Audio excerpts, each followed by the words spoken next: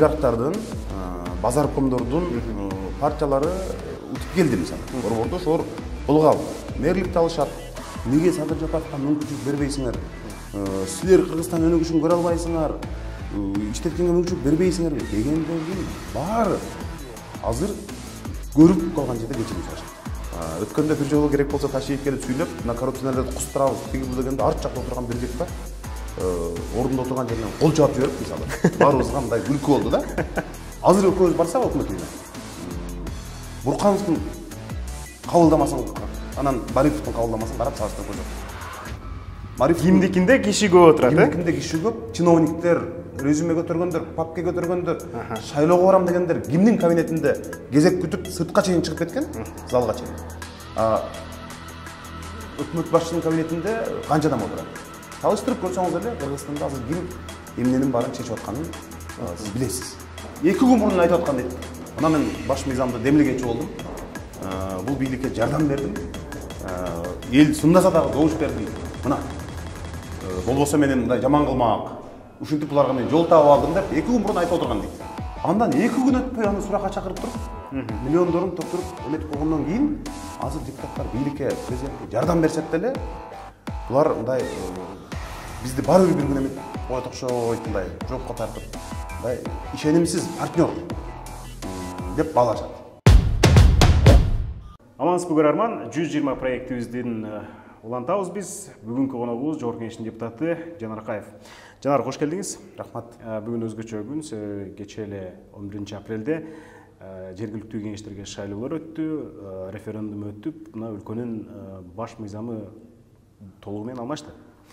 Андан кийин шайлоо тууралуу нааразылыктар бар, эми шайлоодон кийин болбой койбойт.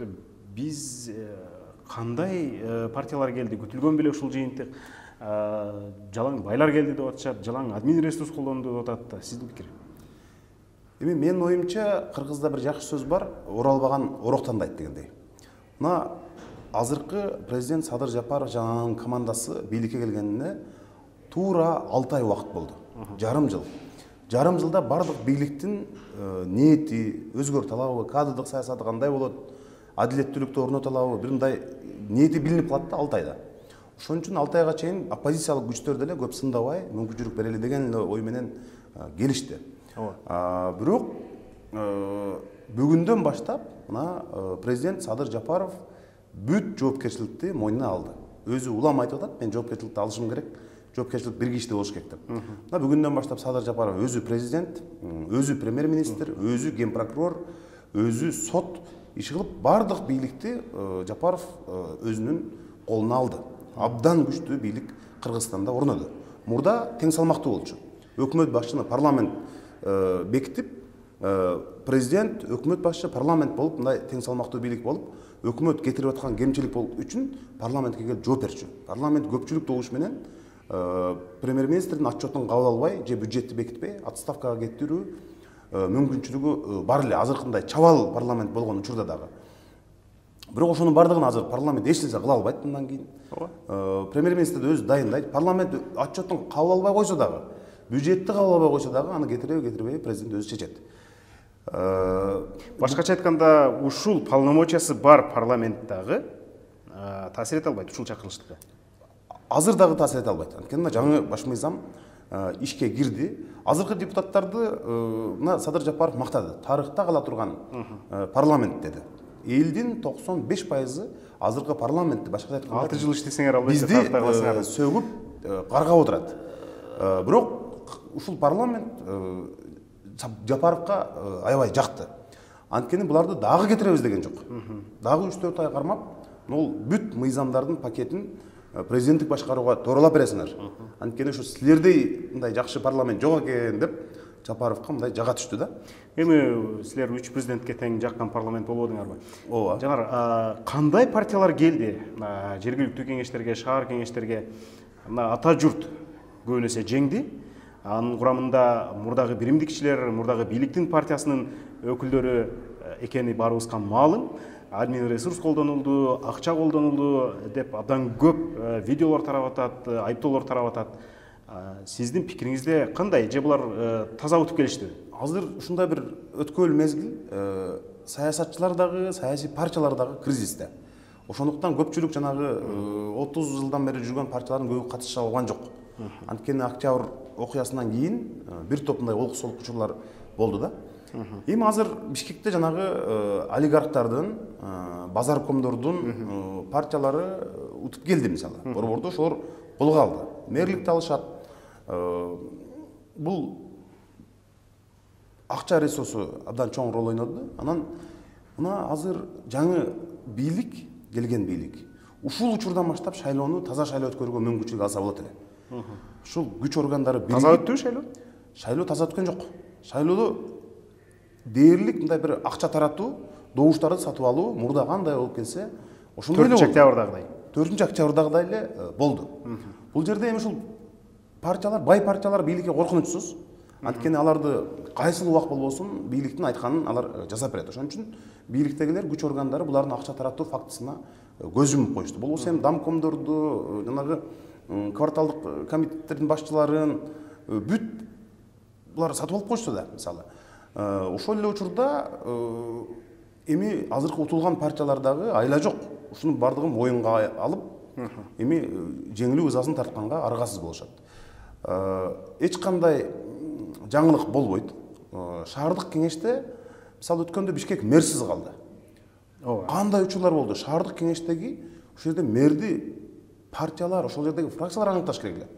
Биз фракциялар баары жок, эч кимдин иши жок. Бийликтин көзүн карап калды го баары. Бийликтин көзүн карап калды. Мына азыр дагы ошондой болот. Бирок эми жанагы айрым бир жаңы партиялар келди, жаш балдар келди деп атабыз. Ошолордон айрым бир чечкиндүү кадамдарды күтөбүз. Азыркы мына биз иштеп аткан парламентке окшоп калбаш керек да, кор кеңеш дагычы. Ошондуктан добуш сатып алуу мүмкүнчүлүгү барлар мына 4-октябрдан кийин деле бийлик деле, эл деле, шайлоочулары деле, домкомдору деле, күч органдары деле эч нерсе өзгөрбөптүр. Биз ошол эле ойдон калыптырбыз. Элде аң сезим деле өзгөрбөптүр эми. Мен кече дагы ошол өзүмдүн анализимде жаздым.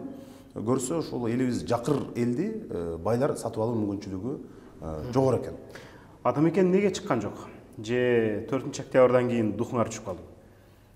Атамекенде ушул 4-октябрдан кийин Атамекенге болгон туруктуу каралоо болду. Анан эми Атамекен партиясынын өзүнүн саясий кеңеши бар, партиянын өзүнүн лидери бар. Анан кеңешип биз эми ошол сиз тизме гана башчысы болгонсуз. Мен эми шайлоо кампаниясында 1 айга ошол лидер предвыборный партия кампания мүчөсү. Өмүрөк Чикешев жанагы соттолгонуна байланыштуу, сот иштери жүрүп атканына байланыштуу мен ошол убакта 1 айга жанагы шайлоо кампаниясын гана башкарып бер деген өтүнүч менен барганбыз. Бирок бул жолу эмнеге чыккан жок? Менимче ушул шайлоо ушундай өтөрүн билди окшойт.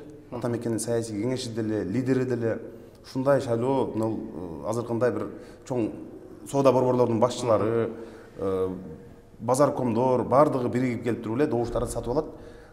Анан баары бир адилеттүү болбойт, ушу добуш сатып алып андан көрө биз бир аз тайм-аут алып туралы деген чечим болду окшойт деп ойлоп атам да мен.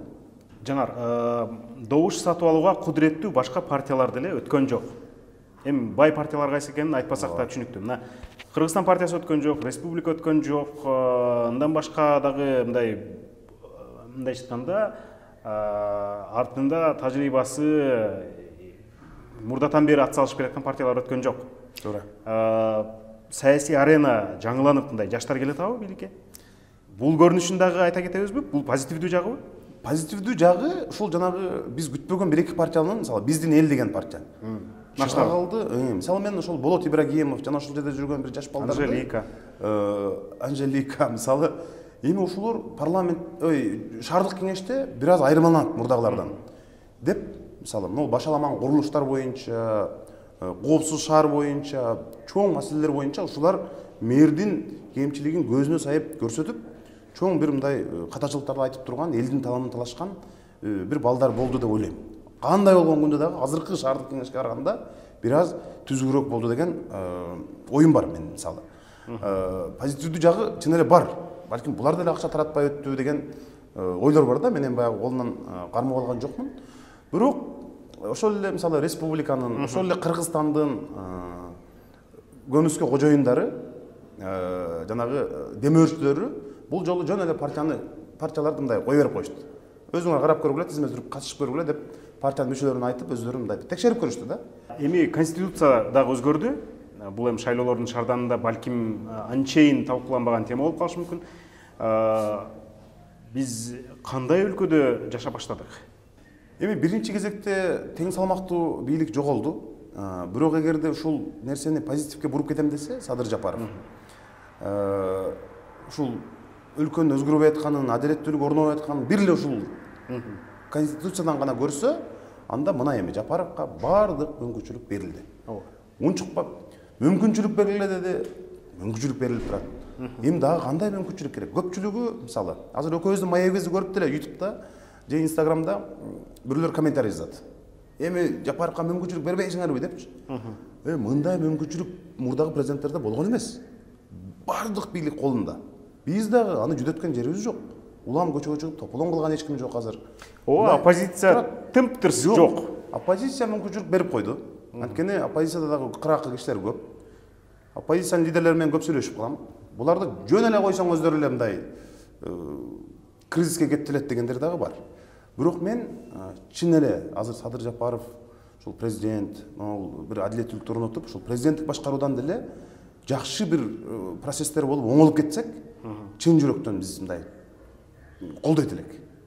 Баарын жыйыштырып, ушул колдойт элек. Ошондой болгонтабы? Эми болбой атат да. Мисалы, өткөндө эле сот тандоо кеңешин карадык. Андан кийин мына премьер-министрди, мэрлерди коюп атат, министрлерди коюп атат. Эми ушундан байкалат эле да. Бир жакшы, күчтүү балдар, кыздарды алып келсе, биз оозубуз жабылып эле сындаганга эч нерсе таппай, унчукпай отуруп калмакпыз биз делечи. Бирок ошондой болбой атпайбы? Жок, коррупционермин деп күнөөсүн мойнуна алган Матраевди такай коргоп жүргөн Мирлан Бакиров Фугиге барды. Мисалы. Ооба. Мекеним Мирлан Бакировдорго каршы чыгып эл 5-октябрь болбоду беле?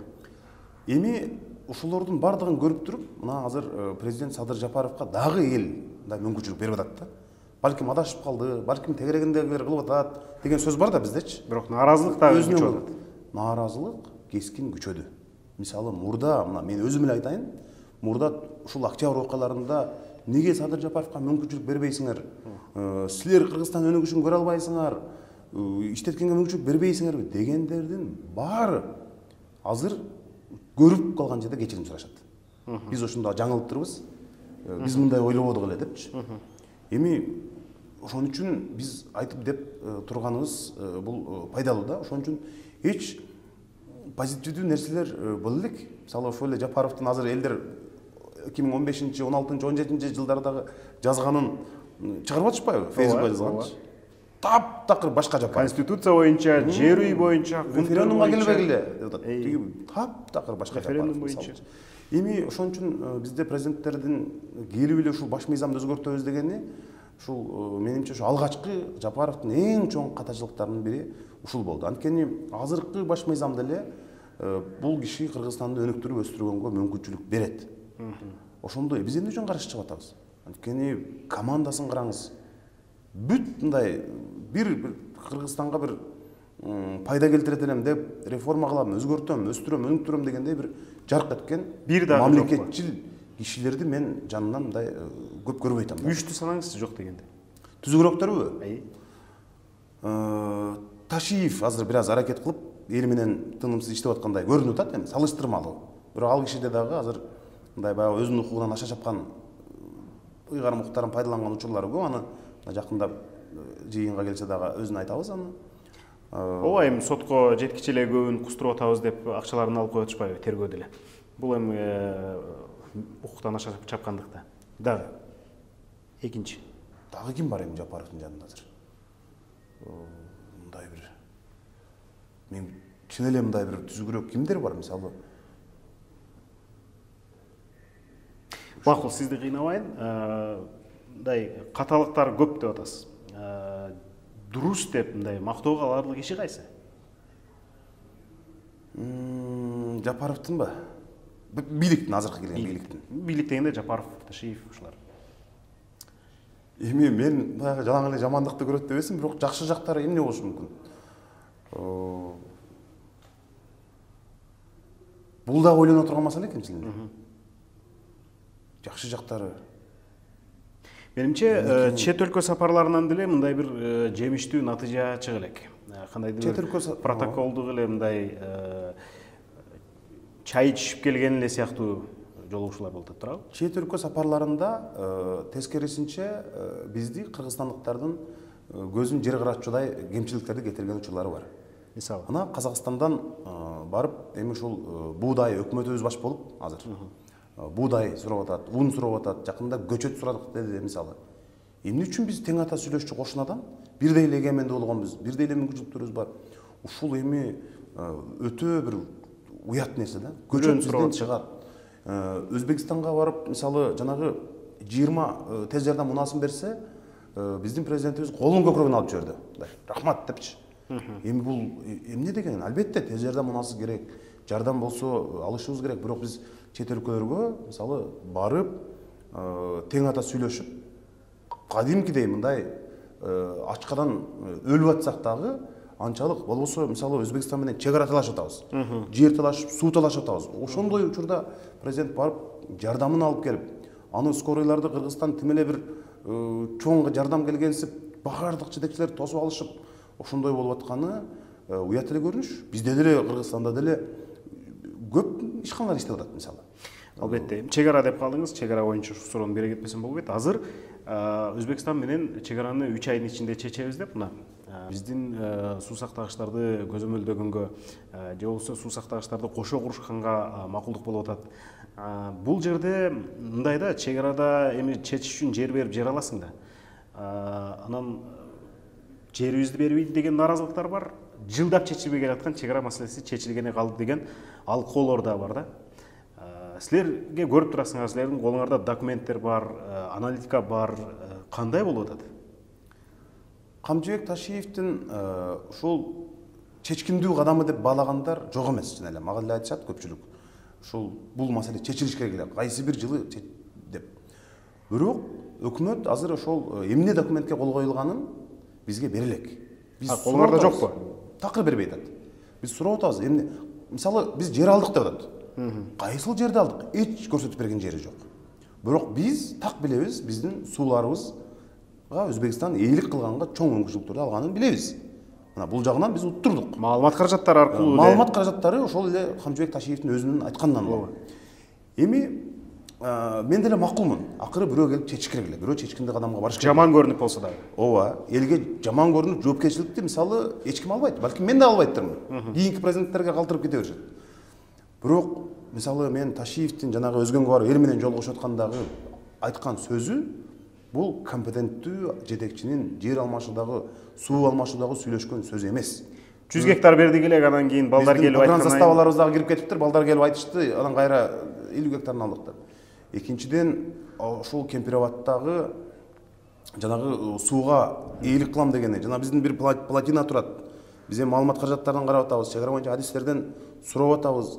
Алардын ошо ээлик кылып канча жылдан бери талашып келаткан маселесин ушундай эле чын эле биз бербеген экенбиз, көрсө өтүп кетиптир дегени өтө жоопкерчисиздик мамиле болду. Муну мен парламентке келгенде сөзсүз маселени коем. Ошол эле убакта Орто Токой боюнча мисалы мен мына жакында барып ошол жерде жергиликтүү элдер менен жолугушуп келем. Анан ошол биздин ушул чек ара боюнча комиссиянын төрагасы ошол 100 гектар берип жибериптирмин, көрсө ал жерде биздин чек ара заставаларыбызга кошулуп кетти. Анан мага айтышты. Чын айтсам мен буяк жакшы деле билбейм. Бирок кайра 50 гектарын алдык деген сөзү бүт ушул көпчүлүк адамды чоң күмөн санаган ойго жетеледи. Булар тактап далилдеп эметкен эмес деп. Парламентте эле унчукпайсыңарбы бул маселе боюнча? Депутаттар эмне коркобу Ташиевден? Ташиевден аябай коркот депутаттар, баары эле. Эми жакында келсе деле балким жерибизди, суубузду коргойбуз деген айрым адамдар, депутаттар чыгып мындай тиш кайтарышы мүмкүн. Бирок депутаттардын эми 90% бизнестен келген да, сиз анын баарын жакшы билесиз. Өткөндө бир жолу керек болсо Ташиев келип сүйлөп, мына коррупционерлерди кустурабыз, тиги бул дегенде арт жакта отурган бир депутат ордунда отурган жеринен кол чаап жиберип, мисалы, баарыбызга мындай күлкү болду да. ККМдын төрагасы келип сүйлөсө, ордунан тура калып кол чаап жиберген учур буга чейин болгон эмес. Ордунан тура калыппы? Ордунан тура калып, мен эми кол чапканын уктум, бирок артта карасам депутаттар айтып калса, тура калып кол чаап жиберди депчи.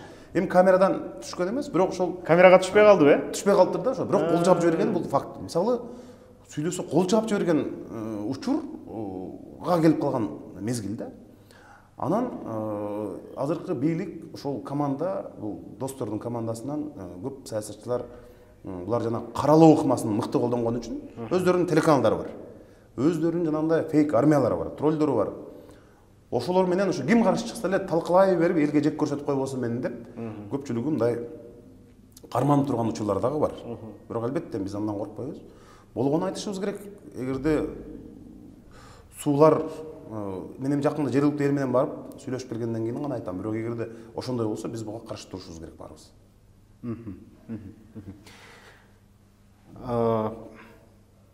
Конституция боюнча дагы уланталы чексиз бийлик берилип калды деп атпайбызбы? Ошондо азыркы жаңы конституция боюнча жогорку кеңештен башка дагы 6-7 орган мыйзам чыгаруу укугуна ээ.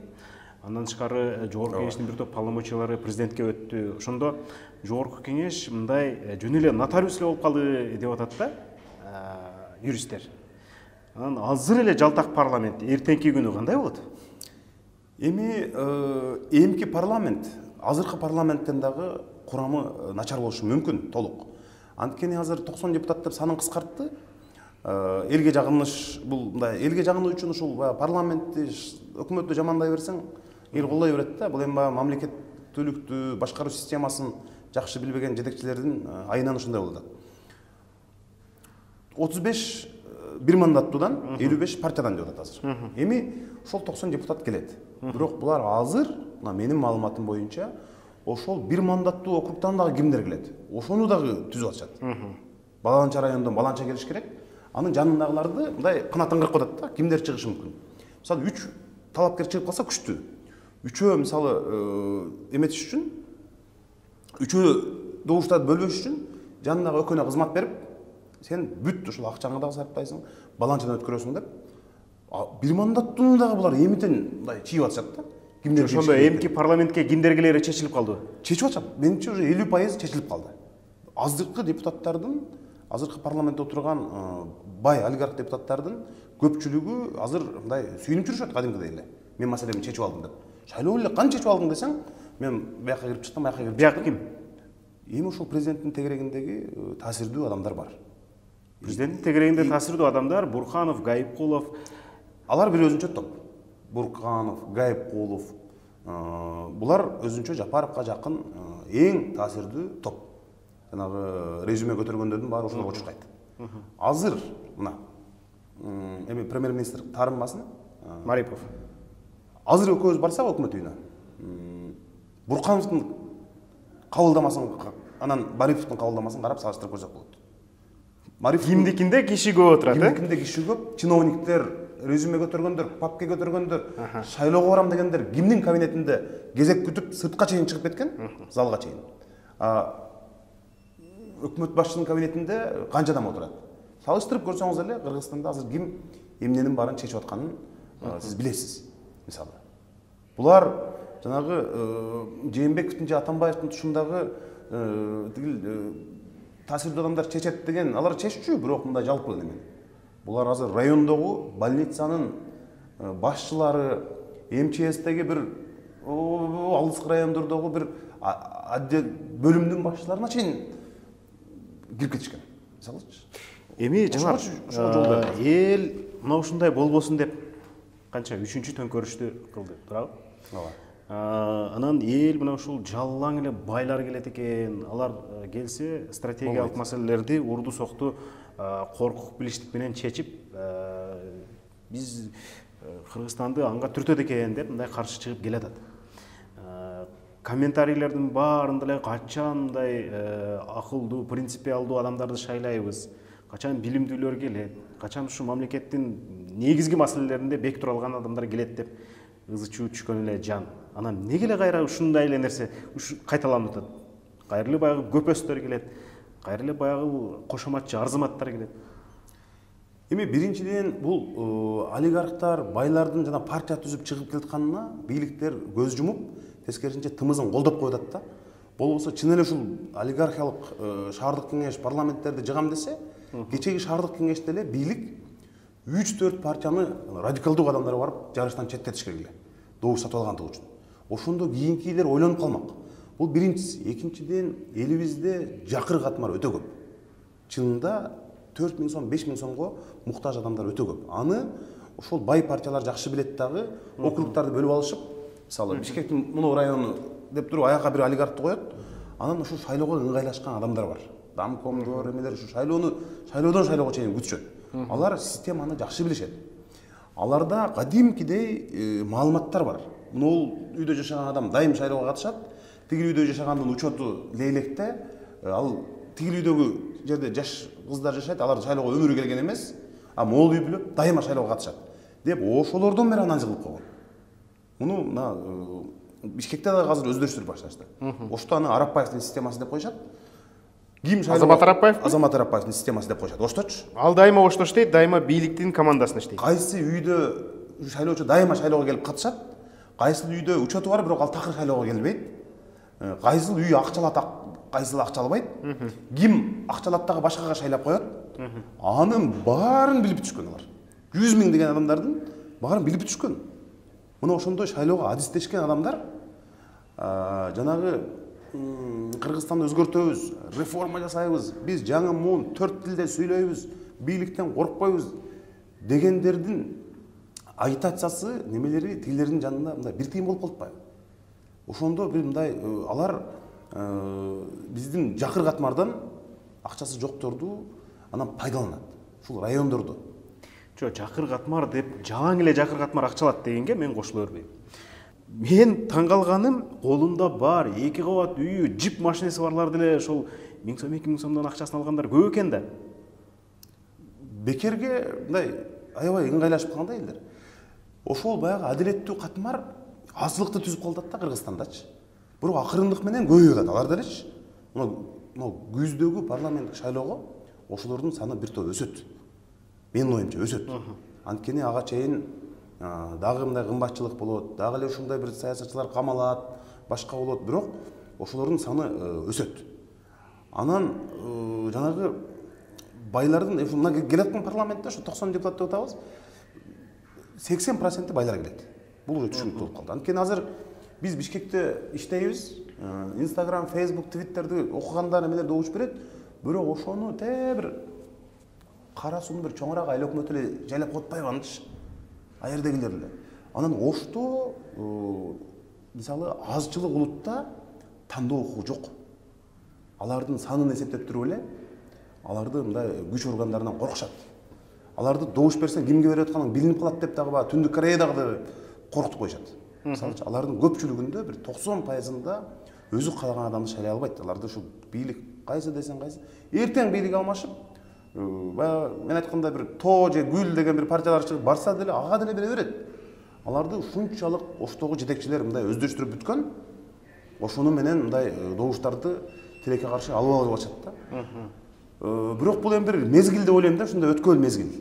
Качан өтөт? Мисалы парламентке мындай дароле 100% мындай принципиалдуу, билимдүү, сүйлөсө сөзү өтүмдүү адамдар келет дегенде мен алысмын абдан. Бирок жок дегенде бир 20-30 депутатты шайлай ала турган электорат качан түзүлөт? 20-30 депутат болсо парламент ошондой. Кадимкидей Кыргызстандын саясатын аңыктап койсо болот. Мисалы, мен азыр мисалы парламентте бир принципиалдуу 10 депутат бар деп ойлойм да. Анын санын бир 20-30га көтөрүш керек. Ошон үчүн канча жыл талап кылынат? Эми 4-5 жыл талап кылынат, бирок бул канча созуп? Бул бизден көз каранды да ал эми. Мисалы, акылдуу адамдар эми мына келаткан шайлоодо биригиш керек. Саясий партиялар, саясий партиянын лидерлери мен гана болушум керек. Ушу менин партиям гана өтүш керек. Башкаларыңар баары мага кошулууга деген жанагы эмеден качып, элдин кызыкчылыгы үчүн бир мындай акыл эстүү, аң сезимдүү бир блок альянска биригип, анан ошол күч көп добуш алып келсе, мисалы, супер президенттик башкарууга деле каршы тура алат. Мына ошо бириккендер эмне болду? Мына реформа бирикти эле 3 партия. Уталган жок. Добуш барлар, көбүрөөк добуш барлар биригиш керек. Ага райондордогу жанагы таасирдүү адамдарды көбүрөөк добуш барлар 4-октябрдагы шайлоодо, мисалы, силер менен бир топ адамдар сүйлөшүү жүргүзгөнүн билем. Эмнеге биригип албай койдуңар? Бизде ушул себеби эмне, оору эмнеде? менин партиямдын желеги турсун деген бул көп проблема. Саясий лидерлердин жанагы барып мен башкарам дегени. Эми албетте баягы идеологиялык жактан, программалык жактан талаш тартыштар болот. Кээ бирлери президенттикти каалайт, кээ бирлери парламенттик. Бирок ал өтө чоң роль ойнобойт экен. Ушул мен болушум керек, анан Мен тарым эле маселе турбайбы анда? Менин адамдарым тизмеде көбүрөөк болуш керек. Каражат, мисалы ким канча каражат чыгара алат. Менин партиямда мына бир-эки акчалуулар менде бар турат. Деп анан ушу мен өзүм чыксам эле эмнеге болбосун деп. Мисалы карасаңыз эми, мисалы кечегиде республика 100 миңден ашуун добуш алды. Атамекен 80 миңден ашуун добуш алды. Бир болду эле 50 миңден. Ошонун баары бириккенде көпчүлүктү түзүнөт экен да парламенттечи. Бирок ушул тилекке каршы бириге алышпайт. Анан аларды бириктирбегенге бийлик сөзсүз кызыктар. Өкөнү ар кандай СМИлер аркылуу маалыматтар чыгарып чабыштырат, уруштурат, бирөөлөрдү жамандаттырат, ошентип атып бирин-бирин бириктирбей коет да. Эгерде биригип чоң күч болуп келсе, булар биригиш үчүн ошо бир эле нерсе, ошо бийлик күчтүү болуп, ар бирин бирден терип куугунтукта баштаганда анан арыгасыз анан биригишет. Келаткан шайлоодо ошондой болушу мүмкүнбү? Биригүү болот. Мен өзүм ошого аракет жасайм. Болгон күчүмө жумшап, бардыгын карайт. Сиз лидер болгуңуз келет да, биригүү болгондо? Жок. Мен лидер болгум келбейт. Лидер болгум келбейт. Но келаткан шайлоодо эч кандай. Мен бирок өзүмө тиешелүү добушту чогултуп берем деп. Эмнеге лидер болгуңуз келбейт? Же мына биринчи Атамекенди баштап чыкканда тузу оор бекен, катуу тийдиби? Жок, андан деле эмес. Болгону мен лидер болом десең эле баары качат. Ошондуктан бул өзүнүн кызыкчылыгына тартып аткан турбайбы, өзү эртең барып спикер болгусу келет экен, өзү өкмөт башчысы болгусу келет экен дейт дагы, адамдарда жаман ой пайда болот дароо. Кой бул жөн эмес депчи. Ошон үчүн мен азыр айтып атам, күчтүү Кыргызстанда салмактуу бирөөнү лидер кылып таза мындай. Анан калганыбыз ошонун жанында баралы деп. Мисалы ал тизмеде номер 1 болуп, ошо лидер болуп баштаган, мына азыр Иса Өмөркулов лидер. Эмне ушул лидерликтен бир нерсе көз каранды болобу? Партияларды баштагандар. Республикада деле лидерлер бар, башка деле лидерлер бар мисалы. Ошон үчүн андан көз каранды эле эмес. Жанар, мына ушул списокто биринчи турган же болбосо алдыда турган адам мааниге ээ эмес. Чыныгы мындай көп добуш алган адам депутат боло тургандай мыйзам алып киребиз деп атасыңар. Биринчи окуудан өттү. Бул преференциалдык шайлоо өткмасы деп аталат экен. Анан анда шайлоочулар партиянын ичиндеги талапкерлерге добуш берет экен да. Туура. Жалпак тилде бир кыска убакытта түшүндүрүп кетсеңиз, ал кандай болот? Ушундай болгондо чыныгы эл эңсеген парламент келиши мүмкүнбү? Ыктымалдуулугу канчалык? Азыр депутаттарды жаман көргөн эл ошол жанагы олигархтарды парламентте келип сүйлөбөй же жумушка келбей койгон, бийлик эмне десе ошого макул болгон, өмүрү көрүнбөгөн эле депутаттар жүрөт да. Азыркы келаткан шайлоодо дагы партиялык тизме менен ошолор кирип алат кайра элечи. Эми ошолорду биз мажбур иштетишибиз керек. Мажбур элдерди кыдырып чыгыш керек. Ал үчүн биз сунуштап аткан долбоор, Алтынбек Сулайманов, Нурбаев бюллетенди алып туруп, партияны добуш бергенден кийин партияда өзүнө жаккан адамдарга дагы добуш берип коюш керек. Мисалы Али Токтакунов, Клара Соронкулова, Алтынбек Сулайманов өзүнө жаккан адамдарга добуш берип койсо, жанагы партияга кирип алып, акчасын берип коюп, чит фамилияларды кантип батырат? Бир партияда 120 список. Анан 30 партия катышып калса эмне болот? Аны ошол эле партиялардын аттары жазылат. Тушуна болгону, мисалы партияда номер сиз 3 болсоңуз, Клара Соронкулова 4 болсо, мисалы айтып атам да, мисалы Асан же Үсөн, ошол номерди эле белгилеп койсо болот. Мисалы башкача айтканда партиянын аталышы турат. Тушунда бир галочка, анын тушунда да бир галочка болобу? Номерди жазабы мындай? Сиз биринчи партияга үгүттөйсүз, өзүңүз кирген партияга. Экинчи өзүңүзгө үгүттөйсүз. Мисалы азыр Каракулжада байлар, мисалы Жээнбековдордун кланы же Жалил Атамбаевдордун кланы көп добуш алып коюшу мүмкүн, акчага сатып алып. Мисалы. Бирок сизди Бишкекте дагы, Россияда дагы, Америкада дагы, Нарында дагы, Лейлекте дагы урматтап сыйлагандар бар. Ошолор кирет дагы Кыргызстан боюнча партияны шайлап туруп, андан кийин Алин номер 3 деп туруп, 3 деп жазып коет. Болду, эч нерсе ага кыйынчылык болбойт. Экинчи жакшы жагы. Депутаттар азыр ат башчылык болсо же лейлектик болсо ошол жака гана бара берет. Ошолор менен иштеп, ошолор менен сүйлөшүп, ошолордун парламентте келип алып көпүрөсүн, суусун, таза бала бакчанын курулуш керек көтөрүп, бирок Кыргызстан боюнча иштебейт. Ошондо депутаттар Кыргызстан боюнча жалпы эл менен иштегенге аракет бардык жактан добушабы. Азыр бүт жерде трайбализм. Өкмөт бюджет тап келет да мисалы. Алып келсе, ар бир депутат өзүнүн айылына эме тартып баштайт. Могу бала бакчаны менин айылыма курасың, тигил курасың деп. Арабтардан бир 4 мектеп курулуп береткен десе, бүт депутаттар ошол эмеге очурайт азыр. Менин айылыма курасың депчи. А кийин ушул система өткөндө мен мисалы Кочкор менен да иштешип калам.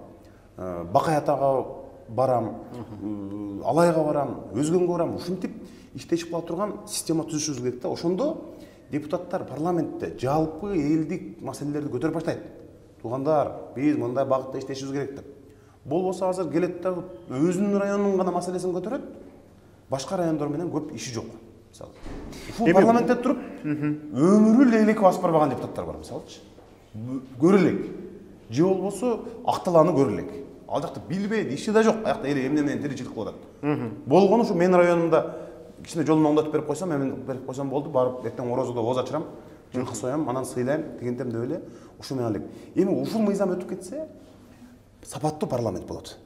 Анда деле ошол эле байлар, ошол эле райондон айталы 10 000 добушту камсыздайын деп сатып алып койсо болот да. Андай мүмкүнчүлүк бар, бирок жалпы Кыргызстан боюнча сатып ала албайт. Жалпы коомдук авторитет ага караганда көбүрөөк добуш алат. Анткени 6 миллион элдин баарын көңүлүнө алып, миллион шайлоочуга акча бере албайт эч ким Кыргызстанда. Бирок тиешелүү өзүнө ылайык бериши мүмкүн. Бирок ошол акча алган адам, ошол макул, ошол акча алган шайласын. Бирок жанында дагы 2-3 кошуп коюшу мүмкүн. Башкаларды дагы. Ал бир эле эмес, балким 5 адам деп киргизебиз, может 3 адам деп киргизебиз, мисалы өзүнө жаккан. Ошондой шайлайбы? Ооба. Мисалы бир партия анан кийин дагы бирөөнү кошуп коюшу мүмкүн. Бир партияны шайлайт. Анан ошол партиянын тизмесиндеги адамдар да карайт да. Мисалы ошол жерде жанагы ал жаман көргөн адамдар кирип алышы мүмкүн. Аларды шайлабай коет ошол партияданчы. Жо анын номери болсо, мисалы, анда талапкер үгүт учурунда менин партиям бул, номерим бул деп элдин мээсине сиңириш керек экен. Биринчи партиясына үгүттөйт, анан өзүнө үгүттөйт. Эгер ал өзү, мисалы, сиз көп добуш алсаңыз деле, бирок партияңыз өтпөй калса, сиз өтпөй каласыз. Ошон үчүн мен баланча партиядан баратам, номерим баланча деп коет да. Ошондо, мисалы, азыр экөөбүз партия түзгөндө дагы башыбыз оорубайт. Мисалы, азыр бирөө келет да, мени 3-чү коюп кой, мени 8-чи коюп кой деп анан тигил добуш албасам кетем деп камераларды коюп арыз жазып берип, андай проблема болбойт да. 98-чи коюп койсун мен мисалы. Көп добуш алсам өтөм. Ал 8ден кийин эле эме деген автоматтуу чыгып калат.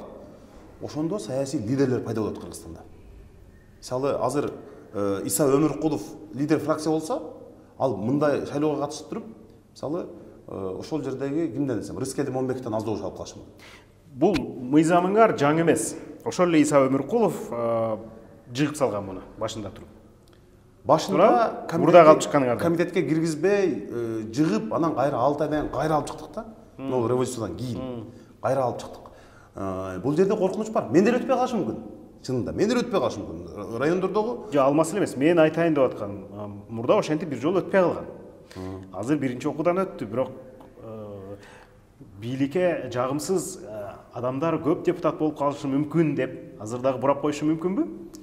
Азыр ушул менен бийликтин бир чоң кадамын сынайбыз. Мисалы, мындай учур болсо, мисалы, Мадумаров сөзсүз келет. Бийликке жагымсыз Мадумаров.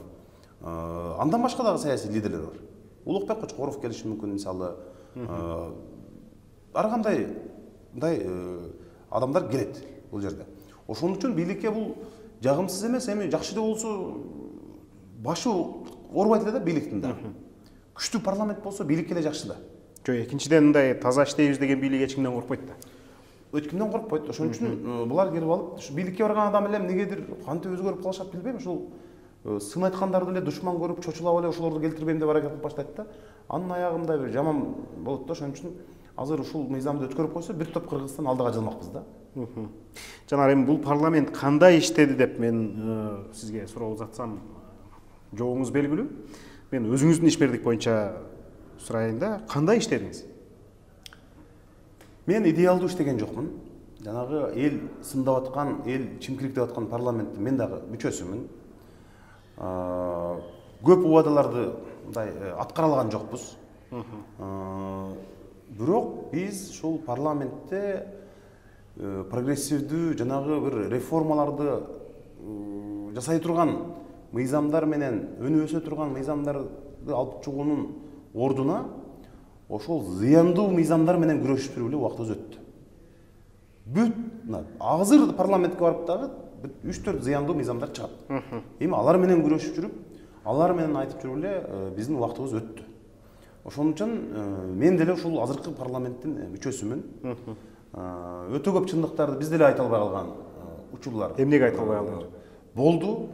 Эми ар кандай коркутуу, балким башка басым, көңүл калуу болду. Мисалы мен айткан эч нерсе өзгөрбөйт экен деп бир ай унчукпай койгон учурлар болду.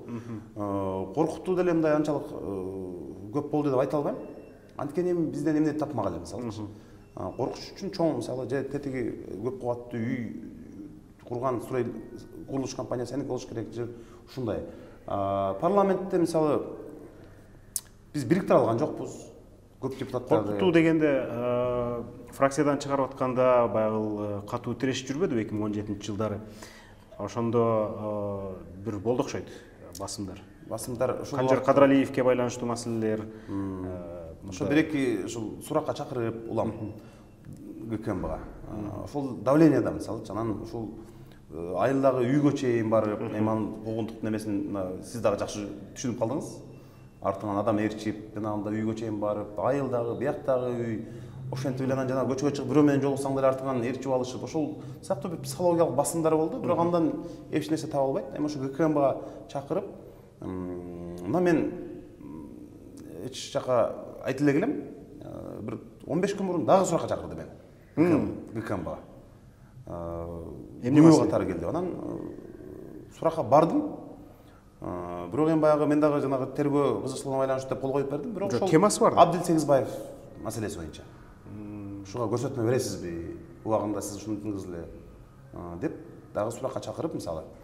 Бирок ошол суракка чакырганда ар кандай себептер бар. Эми Абдил Сегизбаев менен чогуу иштебесем мисалы, аны менен байланышым жок болсо, мен эсимде Белизгейт маселеси боюнча бир курс суроо бергенсиңер, ошо боюнча. Ошону көрсөтмө бересиңби деп. Бул биринчиден ГКМБга чакырып ушинтип бизди суракка алуу өзү бул психологиялык басымдын бир түрү. Экинчиден ошол кирип баратканда телефонуңузду бул жерге коюп коесузбу деп телефондорубузду алып калышат. Биз кирип кеткенден кийин телефондогу жанагы эмелерди көчүрүп алышат бүт. Кантип? Жабыкта. Эми буларда ушундай бир жолу бар да. Мисалы мен көп саясатчылар менен сүйлөшсөм, ушунчат да. Суракка чакырган себеби дагы сиз кирип атканда телефонуңузду калтырып киресиз деп коет. Башка эле маселе боюнча. Бирок маселенин баары ошол жерде деп айткандар болду да мага. Ошол өздөрүнө ылайык адистер бар депчи. Пароль ача албайт эми. Бирок ошентип бүт программаларды көчүрүп, сен ким менен эмне жазышып атасың? Ошон үчүн биз жазышканда дагы, сүйлөшкөндө дагы болушунча абайлаганга аракет кылабыз. Эми ушинтип жүрүп эле мисалы парламентте. Биз жанагы бир эл душманындай эле мамиле кылган күч органдарынын учуру болду да. Болбосо мына мен ГКМ дагы суракка чакырып өткөндөйм. Эми болбогон иш да мисалычы. Анан парламент депутаттарын ушинтип суракка чакырып, тегинтип, мынтип ушундай кылганы өзү мындай басым кысымдын бир түрү да. Бирок мына жакында эле экс-президент, мурдагы президент Алмазбек Атамбаевке абакка кирип чыгып, ал киши ошол фракциядан чыгарган үчүн кечирим сурады деп маалымат бердиңиз. Кантип сурады? Жок, Алмазбек Атамбаев менен кечирим сураган жок. Эми сүйлөшүп отуруп, сөз арасында эми ушул нерсе туура эмес болгон. Эми кечирим сураганга тетеди деп айтты да, эми туура эмес болгон. Күнөөсүн мойнуна алып. Да, орусчалап айтты да, это была моя ошибка деп. Бул менин катам болгон дегендей. Бирок ал киши биздин дагы туура эмес жактарыбызды айтып берди. Силер дагы ошол убакта мага негизсиз сындарды койгонсуңар, негизсиз мага каралоо кылып турдуңар деген сыяктуу нерселерди айтты. Менимче Атамбаевке сындардын баардыгы негиздүү болгон, азаттык бар тараптарды чагылдырган. Андай. Эми макул эми ал өткөн тарых. Ошондо 2017 жылдын жаз айлары болсо керек. Сизди фракциядан чыгарышкан. Анан бул жерде Жанар Акаевдин бир топ убадалары аткарылбай калыптыр. Биздин политмер деген өнөктөшүбүз бар. Ооба. Силердин убадаларыңарды жыйнап коет убагында. студенттердин стипендиясын 2000 сом кылабыз деген аткарылбаптыр. Жаштарга узак мөөнөттүү арзан ипотека деген аткарылбаптыр. Жеке мен өзүм коррупцияга каршы күрөштү баштайм деген убада дагы аткарылган эмес деп турат. Бул жерде талаштуу маселе. Матраевдер менен шайлоого барбайм деген убада аткарылган эмес деп турат. Барбайм деп барган жоксуз. Бул талаштуу маселе. Иши кылып жанагы эки маселе аткарылган жок. Эмнеге? Же буга бийликтин фракциясынан чыгарылганыңызды негиз кылып кутуласызбы? Эми негизи жанагы СДПК партиясында программа түзүп атканда ошол ал кезекте ошол Фарид Ниязовго чын эле жанагы узак мөөнөттүү жаштарга батирлерди бериш керек, ипотека, мамлекеттик кызмат иштеп атышат, айлыгы аз деген маселени мен койгом. Ошону жазалы биз, ошондой кылалы депчи. Бирок ушул кийин ал түзүлдү, ГИК деп. Бир нече адам бир ушул Бишкекте эле мисалы 10 миңден ашуун адам батирлүү болду. Анын ичинде врачтар бар, биз тааныган эле врачтар. Алып азыр 6%га чейин түшүп ушундай болду. Бирок биз ал убаданы мындай жарым-жартылай аткарганга аракет кылдык деп ойлойм. Жарым-жартылай, толук эмес. Ошто айрым ушул ипотекалык кредит берүү саясаты ишке ашты. Буга мен аябай көп көтөрдүм парламентте. Ушуну кылалы деп. Бирок азыр бюджетте акча жок болгондон байланыштуу муну мен жарым-жартылай деп ойлойм. Студенттердин стипендиясы боюнча аябай кызык. Сооронбай Жээнбеков премьер-министр бюджетке 30 миллион киргизди. Минфин бекитти. 2016-жыл. Минфин бекитти. Кадимкидей кирип, ошол чынын айтайын, 750 сом болсо, 1500 сомго, 2000 сом болгон жок анда дагы. Бул дагы жарым-жартылай аткарылганга бышып бюджеттин акча бөлүнүп аткан учурда кадимкидей мен ошо бир кемчилигим болуп калды. Кол коюлгандан кийин мен ошол Facebook'ma жаза коем. Мына маселе чечилди. Жакында педагогикалык багыттагы студенттердин Жээнбеков премьер кезинде мен диалогум да бар парламентте. Көтөрүлдү десем, көтөрүлдү деп премьер кезинде айткан да. Анан мен ошону жаза коем. Мына көтөрүлдү. Көрөсүңөр, мына жыл башынан январь биринде. Ушул Facebook'тагы бир постумун айынан ошол маселе ишке ашпай калды. Мына силер жанарга бөлүпсүңөр деп эметип баягы жеке мисалы мен ойлоп студенттерди ойлобой. Ушунун кичине кадыр бар өсүп кетпесин. У адам аткардым. Анда фракциядан чыгарыл элек. Чыгарылгам. Фракцияда жокмун. Ошондой болду да, анан эми фракцияда болбогон үчүн бюджет каралып аткан эмеде эч бир жыйынга мени катыштырышкан жок. Өгөй баладай эле мамиле кылып келишти. Мисалы СДПКнын ар бир жыйыны өтөт, ар бирине ушундай бир камераларды берип, журналисттерди бөлүп берип, радио эфирлерге чыгарып, эл менен жолугуштарын тартып, телеканалдардан берип, ушинтип жүрүштү да. Менде гана ошондой мүмкүнчүлүк жок эле. Эч мен бир жак барсам да СДПК чагылдырбайт. Делегация келсе, жок, фракциядан чыгарып салса чагылдырбайт. Фракциядан чыгарылгандан кийин да ошо. Чет өлкөдөн да бир делегация келсе, жолугучуларга катыштырбайт, же бир жака чыгышса, чогуу алып албайт. Ошондой мамиле кылып мени ошол менен мындай бир чөктүрүп, ана бул аябай кыйналат го деп ойлошкон да, бирок андай болгон жок. Андай болгон жок, тескерисинче мен мындай баары менен тең ата сүйлөшүп турдум. Кийин Жээнбеков менен Атамбаевдин мамилеси жаман болгондо бир топ СДПКчылар биз ошондой жанарга окшоп чыгып кетсек болмок экен дегендей тамашачыны аралаш айтып жүрүштү, туура? Айтып жүрүштү, азырга чейин мисалычы. Тигил Жээнбековдор менен да кийин мен жакшы мамиледе болбой жүрдүм. Андан мурун Атамбаев кетерге чейин эле бир 2 жыл мурун эле мен мындай алар менен мамиле келишпей. Азыр эми депутаттар тамашалап калат, сен көзүң ачык эле, азыр булар менен кандай кылсак болот мамилебизди. Сен мындай билип кылчу элең деп. Мен айтам, мындай көрүп атпайсыңарбы? Ушундай эле деп. Анан депутаттар деле чын эле мен баягы интервьюларымда ушул парламент, чимкирик парламенттеги анан кээде азыр экөөбүздүн интервьюбүздү көрсө деле таарынат. Кичине чыкканда, сен бизди деле сого бересиң, бизнесмен депутаттарды деле сого бересиң, эметесиң, эми бир аз азыраак кылчы. Тигил бул деп мындай өтүнгөндөрү деле бар. Бирок көпчүлүгү чын эле кадимкидей бийликтин айтканын аргасыз аткарышат да. Бизнесмендер парламентке келбей коюн десе, аларды дагы тепкилешет. Карасы барат, кызылы барат, башкасы барат. Ошон үчүн буларда дагы айла жок да. Ошон үчүн азыр али мына көп депутаттар, анын ичинде бизнесмендер капиталын, акчасын сыртка чыгарып кетип атышат. Мындай сүйлөшүп отурганда айтышат да, Баланчаев дагы Алматыга алып барыптыр, тигил Россияда мону ачып атыптыр, бияктагысын сатка коюптур. Баланча деген курулуш компаниясы ишмердигин токтотуптур. Мына үйлөрүн бүтүрүп бергенден кийин үй курбайт экен деген нерселер, сөздөр көп айтылып атат. Анан биякта байланган бизнесмен депутаттар деле биз деле ушул кандай жолун карасак экен. Бияка аз эле тиричиликке жете турган эле бизнес кылып коюп Кыргызстанда. Акча айланта турган, киреше таба турган ишкердикти ушул башка жакта кылсак деген ойлору бар да. Жок, отуруңузчу, ошондо бийликке кошомат кылсаң дагы болбой текен деп чыгарып кетип атышабы кандай? Же бул Бир коллегам айтат. Бийликке мындай каш кайтарган бизнесмендер алып кетип атабы? Диагнозун койдуңуз да азыр. Бир депутат айтат мына кече айтат. Марат Аманкулов дейт. Конституциянын жаңы долбоорун улам келип добуш берип, Демил келеди ал. Президенттик шайлоодо буларга жардам берип дейт. Ооба. Деп анан 2 күн мурун айтып аткан дейт. Мына мен баш мыйзамда демилгечи болдум. Бул бийликке жардам бердим. Эл сындаса дагы добуш бердим. Мына. Болбосо менен мындай жаман кылмак. Ушинтип буларга мен жол таап алдым деп 2 күн мурун айтып отурган дейт. Жол таап алдым деп. Жол таап алдым, булар менен мындай жакшымын деп. Эми андан 2 күн өтпөй аны суракка чакырып туруп, миллиондорун токтуруп эметип койгондон кийин азыр депутаттар бийликке, президентке жардам берсек деле, булар мындай бизди баары бир күн эметип коет окшойт, мындай жоопко тартып, мындай ишенимсиз партнер деп баалашат. Булар менен сүйлөшүү ишенимсиз, булар сөзүнө турбайт деп баалашат булар. Көпчүлүк саясатчылар азыр ушундай чечимге келишкен. Президентке керек, балким тегерегендегилерге керек сүйлөшүшөт, бирок ишенишпейт. Мындай ушундай учур болуп турат да азыр. Мисалы эми президенттин айткан деген болуш керек да. Ошон үчүн жанагындай учурлар азыр ишенбестик, саясий элитага, бийликтегилерге болгон саясий чөйрөнүн ишенбестиги пайда болуп, ар кандай башка партияларды изде баштагандар дагы көп да. Сөзсүз эле бийлиги бар бизнесмендер эмес, бийлиги жок таза бизнесмендер деле мен угуп атам. Чет өлкөлөргө чыгарып кетип атабыз, капиталыбыздын мынанча бөлүгүн алып чыгып атабыз, акчаларыбызды ошол жака сарптап атабыз депчи. Туура, мына Кыргызстанда азыр журналисттик иликтөө, мына силер Али, Ыдырыс, Болот Темиров жана башка журналисттик азаттык иликтөө жасагандар парламенттен таасири күчтүүрөөк.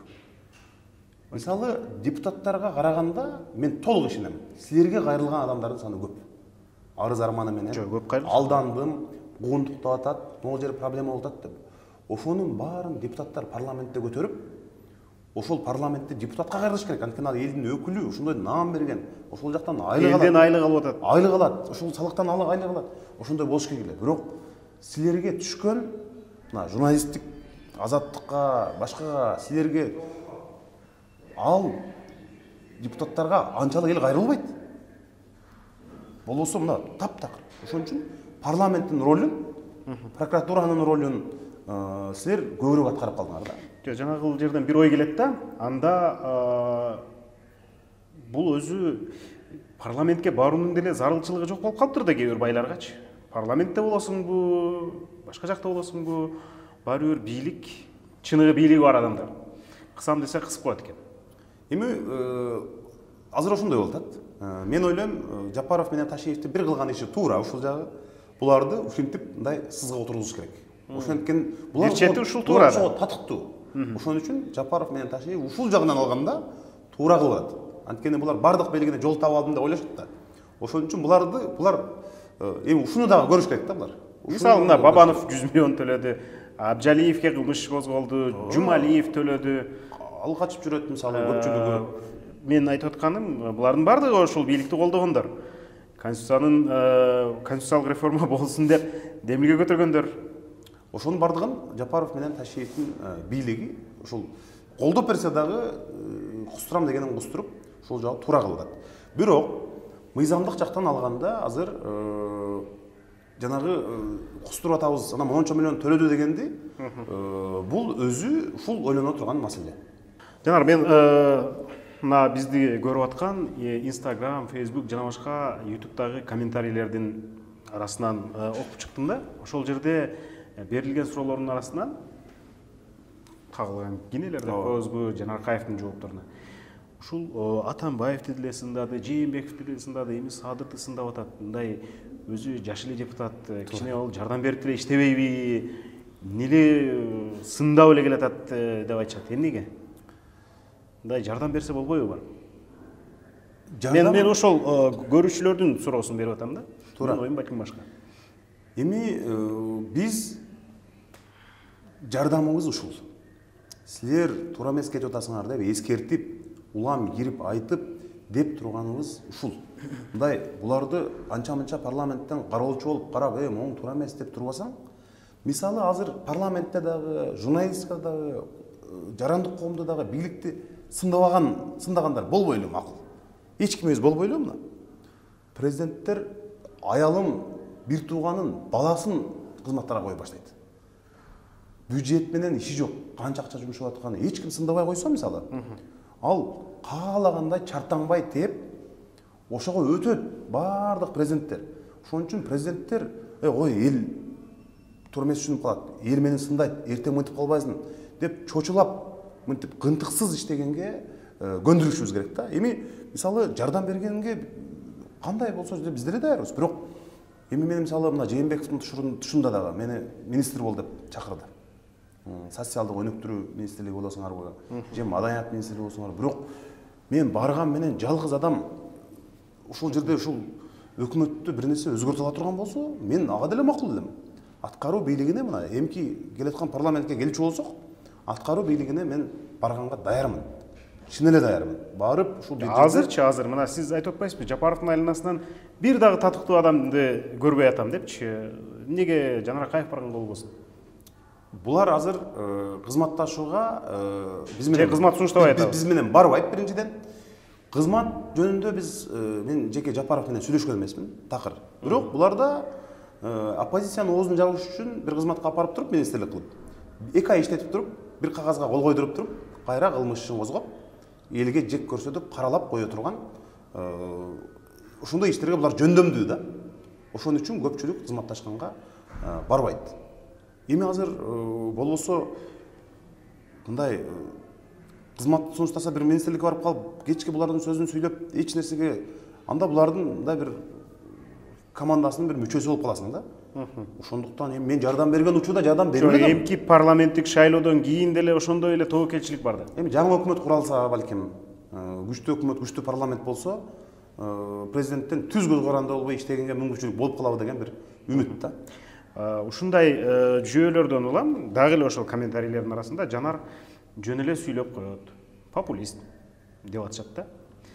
Туура, мага да эмнеге ушундай болуп калды? Сиз же чындап эле популист деп эсептейсизби өзүңүздү, же болбосо башка бир мисалы эмнеге мектеп салдырбай атасыз, эмнеге арык каздырбай? Мен деле башкалардай болуп, ошолдой мектеп, жол, бала бакча сыяктуу элдердин өтүнгөн нерселерин аткарып берген учур абдан көп болду. Мына керек болсо Кочкордогу нарындагы бир мектепке бюджетке премьер-министрге чуркап жүрүп 13 миллион сом бөлдүрүп, аны бүтүрүп бердим. Эгерде мени жанагы башка депутаттардай болуп эле ушу Айыл апа менен райондор менен иштешпейби десе, мени азыр салыштырса алардан көбүрөөк иш жасаган болуп чыгам. Бирок мен ошол ишмердигими мындай бул депутаттын иши эмес деп билем да. Анткени аны айыл өкмөт, аким, албетте өкмөт жасаш керек негизи. Бирок мен ошого карабастан бюджеттен өтүнүчтөрдү бөлдүргөн учур көп эле болду. Экинчиден адилеттик издеген адамдар. Мисалы, бир күндө кээде 3-4 адамга пайдаң тийип калат. Түрмөдө жаткан бир адамдын чыгышына себепкер болуп калган учур менде канча болду мисалы. Жанагындай бир фонддордон акча таап бир неме бөлөгүм операция кылам, боорум алмаштырам дегендерге канча бир ортомчу болуп, ушул төраганын фондунан, президенттин же өкмөттөн акча бөлдүрүп берген учурлар болду. Андай күнүмдүк иштер менде көп эле. Мындай. Бирок ошону көп жарыя кылып албайм да. Анткени мына баланча эже мен ушуга 40 миң сом алып бердим, буюрса бөлөгүн алмаштырат деп чыгарганды мен мындай бир уят бир намыс көрөм да. Экинчиден ушул популист депутаттар көбүрөөк болсо парламентте жакшы болот. Анткени парламент бул сүйлөй турган жер. Сүйлөп жогорку кеңеш. Ошол жерде маселе кеңешилет, сүйлөнөт. Анан көп учурда Жанар, сен сүйлөй бересиң тиги бу деген деп сындагандар дагы кайра иш түшүп калса мага келет. Ошолорчу. Могул жерде могул тууганымды кекемди туура эмес камап койду. Сен бир нерсе кылып айтып чыкчы, сүйлөшүп берчи депчи. Ошон үчүн парламентте бир аз сүйлөп, ушинтип турган эмелер болсо, өкмөттү тескеп, миллиондорду урдатпай жанагындай өкмөт мүчөлөрүн кокодон кармап тургандай учур болсо жакшы болот эле. Эми биз көнүп калдык. Жакшы нерсе болсо дагы бизди мактайт. Анан парламентте өлкөдө жаман нерсе болсо дагы бизди жамандайт да. Мына Дастан Бекеш, мен да бир 3-4 оор эмнеге ушундай болду деп. Анан жанагы кээ бир депутаттарга кээде мен суктанам. Аларга маселе Жакшы да жаман да сөз тийбейт аларга. Анан алар конституцияны мисалы кече 80ден ашын депутат колдоп берди. Көпчүлүгү жөнүндө сөз да жок да. Ушундай жумуштан бактылуу болуп кирип, бактылуу болуп чыга беришет. Эгер эле мен ошону макул деп добуш берип коеюн, менин ит акмагым чыгарышмак. Ошон үчүн социалдык баягы негизи эле жоопкерчиликти көп алып алганбыз да бизчи. Өтө көп жоопкерчиликти алып алганбыз. Ошого мисалы эметет. Мисалы жумушка барбай кой. 3 жолу барбай койсом уже мени кадимкидей камера издеп, мына эмне жумушта көрүнбөйт дейт да. Асан же Үсөн деген 3 айдан бери келдик. Аларды карашпайт. Эми ошол албетте мындай салыштыруу да туура эмес негизи. Бирок ошол бизде эми балким кемчилик бардыр. Кээ бир иштерди баягы аягына чыгара албай калган учур, артынан сая түшүп, мүмкүнчүлүк бердирбей иштетип ушундай кылган учурлар аз болуп калышы мүмкүн. Жаш депутатсыз, бизнес жок. Башка киреше булагы жок көсө, мындай бала чака, тууган урук ушудан көрө кичине бийлик менен тил табышып, мындай бизди эле кызматка бара турган мүмкүнчүлүк болбойбу, эмне эле ушинтип атасың деп ички жакын чөйрөдөн ушундай чыгабы нааразылык.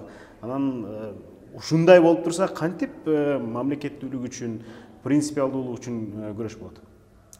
Өткөндө жаңы бийлик келгенде эл жапа-тырмак Садыр Жапаровду колдоп, Жапаровго каршы сөз айткан адамдарды бузуку, мындай бир эл бузар, чыккынчы катары сүрөттөштү да. Бирок мен булардын ниетин, максатын, деңгээлин кайсы жака чейин Кыргызстанда алып барылат экенин болжолду мындай анализдеп мен түшүнгөм. Ошон үчүн жардам берген жокмун. Ошол учурда кадимкидей мени жек көргөндөрдүн саны өтө өстү. Өтө өзүмө жазып атышты. Тууган уруктун арасынан суроо берип. Тууган урук кадимкидей жөн эле турчу, же ушулар менен кызматташа бербейсиңби, сен ушинтип эле жүрө бересиңби дегендер абдан көп. Акыркы учурда мына бир 20 күн мурун конституцияга каршы сүйлөп аткандагы айылдан туугандарым чалып алып, эми ушуларды эле колдоп турчу депчи. Ошондой айткандар көп. Анткени алар телевизордон көрүшүп, оппозиция болсоң тууган уругуңа чейин кодулашат. Эгерде болбосоң тууган уругуң кызматка баруу мүмкүнчүлүгү бар. Бизнес кылуу мүмкүнчүлүгү бар. Мен СДПКдан депутат болуп шайланганда мындай бийликтин партиясындагы жүргөн акыбалды да көрүп калдым да. Аэропортто барсаң тосуп алышып, жанагындай бир чакырышып, ушул бир аяка бияка дебишип, ар кандай юбилейлерине чакырышып, ушундай азыр жок. Азыр жок. Мисалы ушулар менен отурат экен, ушулар менен сүйлөшүптүр дебесин деп, азыр экөөбүздү ушул жерден бирөө көрсө азыр мамлекеттик кызматтагы айланып мындай өтөт азыр. Машинасы менен айланып, качып анткени ушулар менен учурашып койгондагы сүрөткө түшүп калсам, мени кызматтан алып коет деп ойлошот да. Алар чындыкты мындай бир баня-саняда гана жолугуп калсаң айтат да. Телефондор жок. Телефон жок жерде. Өзү силер туура кетип атасыңар. Ушундай деп. Эми андай мүмкүнчүлүктөр болгон, бирок биз азыркы учурда Жапаровдун бийлигине адилеттүүлүктү айтып, калыс сөздү жеткирип турган чоң күч керек. Ансыз булар таптакыр башка нукка бурулуп кетиши мүмкүн. Анан азыр дагы көздүн маегибиз бар элдер сөгөт, бирок 1 жылдан кийин жазат кайра. Мен билем да ошондой болот. Анан мен деле эми кээде кагазга түшүрүп ойлорумду өкмөт башчыга, президенттик аппаратка жазып жөнөтөм азыр деле. Мону мындай кылсаңар болот эле, бул жерде мындай кылсаңар болот эле деп мындай идеяларды деле берем, мындай кылыпчы. Бул жерде мындай керек го, мындай мамлекетчилдик сезим бар, бизде бар, баарыбирчи. Эл бузар эмес экен. Ошон үчүн көрүп туралы, күтүп туралы, эл деле бизде азыр баягы баш айланып, мындай тез-тез өзгөрүп, ушундай болуп турган учур болуп атат. Ушул мен ойлогонум эле ошо Кыргызстанда бир күчтүү парламент, анан күчтүү өкмөт болсо, президент болуп жапа-тырмак иш алып барып, туура болуп атса, туура деп айтып, кемчилик кетирип атса, туугандар мунуңар туура эмес, мындай кылганыңар жакшы болот эле деп айтып турсак, анан эл ушул парламентибиз бар, ушундай президентибиз бар, өкмөт башчыбыз бар деп жашаш керек эле да. Бизде азыр көчөдөгү маанайды карасаңыз, эч кимдин настроениясы жок. Же парламентке ишенбейт, же президентке ишенбейт.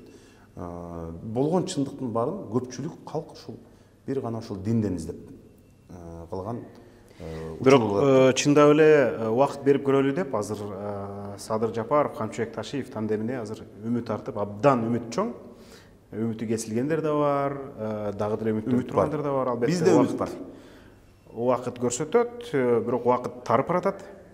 Ага чейин ишмердикти уланта берели, күтөлү. Биз менен Жогорку Кеңештин депутаты Жанар Акаев болду. Биздин каналга жазылыңыз, комментарий жазыңыз, ачуусунда, таттуусунда жазыңыз. Бул интервьюну бөлүшүңүз. Саламатта калыңыз.